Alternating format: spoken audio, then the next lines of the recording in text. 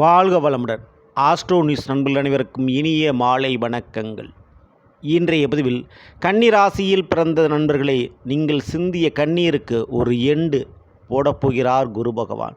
கோடியில் புரளப்போகும் கன்னி ராசியில் பிறந்த நண்பர்கள், விடுதலை, நிம்மதி, சந்தோஷம், விமோச்சனம் என அனைத்தும் ஒட்டுமொத்தமாக கிடைக்கப் போகிறது கர்ம குருவால். இன்றைய பதிவில் கன்னி ராசியில் பிறந்த உங்களுக்கு குரு பயிற்சி பலங்களை பற்றி பார்க்க போகிறோம். பதிவை ஃபுல்லாக பாருங்கள். நம்ம சேனல் மறக்காமல் சப்ஸ்கிரைப் பண்ணிட்டு கூட தர பெல் ஐக்கான ப்ரெஸ் பண்ணிட்டு பக்கத்தில் ஆல் அண்ட் ஆப்ஷன் தவறாமல் செலக்ட் பண்ணி வச்சுங்க. உடனே நாங்கள் பதிவிடக்கூடிய அடுத்தடுத்த பதிவுகள் உங்களுக்கு உடனுக்குடன் நோட்டிஃபிகேஷனாக வந்து சேரும்.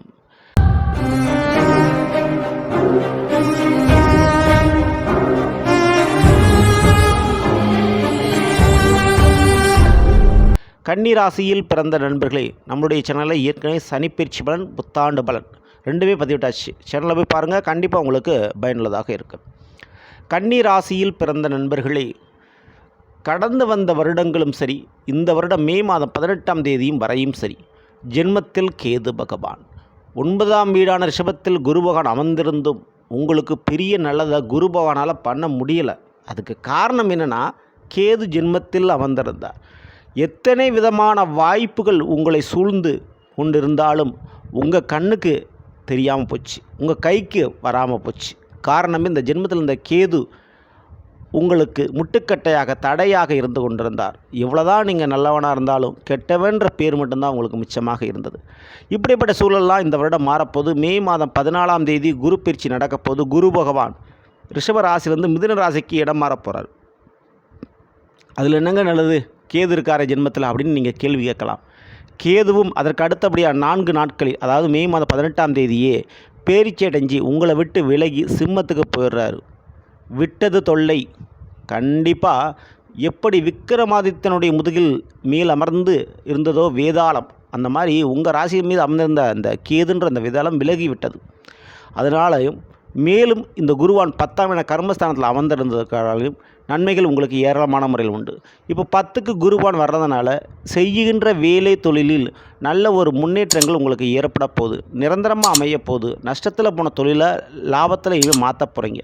ஆனால் நீங்கள் பண்ண வேண்டியது பேராசை பெருநஷ்டம். இந்த வாக்கியத்தை மனசில் பதிய வச்சுக்குங்க. இருக்கிற வேலையை விட்டுட்டு புதிய வேலைக்கு ஆசைப்பட்றாதீங்க.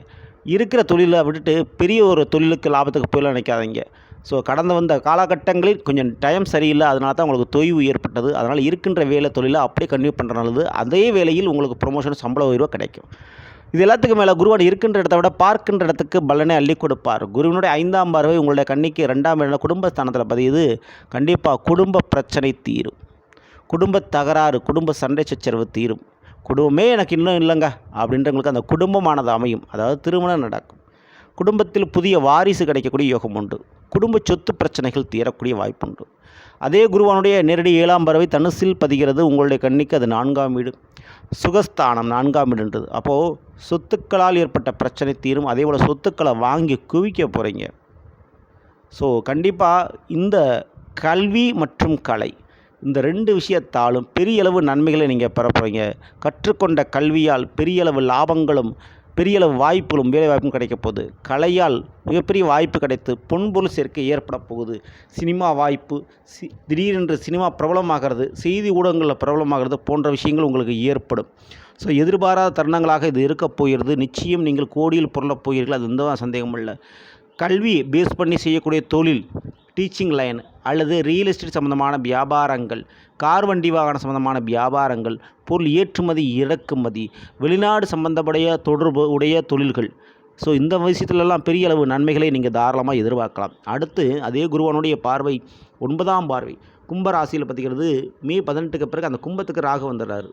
அப்போது ராகுவை குரு பகவான் பார்த்து விடுகிறார். அதுவும் குறிப்பாக இது எங்கே நிகழுதுன்னா 6ஆம் வீட்டில் நிகழுது. 6ஆம் இடம்ன்றது வேலையை குறிப்பது. அப்போது சின்ன வேலை, சின்ன கைமாத்திர விஷயம், ஆனால் பெரிய லாபம் கண்டிப்பாக உங்களுக்கு இருக்குது. கன்னிராசிக்காரங்க அந்த அளவுக்கு ஒரு நன்மைகள் உண்டு. வேலையில் நீங்கள் நினச்ச மாதிரி பெரிய அளவு பணம் காசை நீங்கள் பார்த்துருவீங்க. வேலையில் அலைச்சல் இருக்கும், ஆனால் அதே நேரத்தில் பலன் இருக்கும். மிக முக்கியமாக இதில் சொல்லக்கூடியது நோய் பிரச்சனை மற்றும் எதிரிகளுடைய ஆட்டங்கள் கொஞ்சம் அடங்கும். சரிங்களா, அந்த 2மே உங்களுக்கு குறையும். ஸோ இப்படிப்பட்ட காலகட்டத்தில் கன்னிராசியில் பிறந்தவங்க நீங்கள் பண்ண வேண்டியது, 7ல் சனிவான் இருக்கிறாரு, அதை மறந்துடாதீங்க. ஊனமானவர்களுக்கு உங்களால் முடிந்த உதவிகள் செய்யுங்க. சனிவான் வழிபாடை தவறாமல் நீங்கள் பண்ணிக்கோங்க. இந்த பதிவு பிடிச்சிருந்தா லைக் பண்ணுங்கள், மற்றும் ஷேர் பண்ணுங்கள். மறக்காம நம்ம சேனலை சப்ஸ்கிரைப் பண்ணி வச்சுங்க. அடுத்த சந்திப்போம். நன்றி, வணக்கம், வாழ்க வளமுடன்.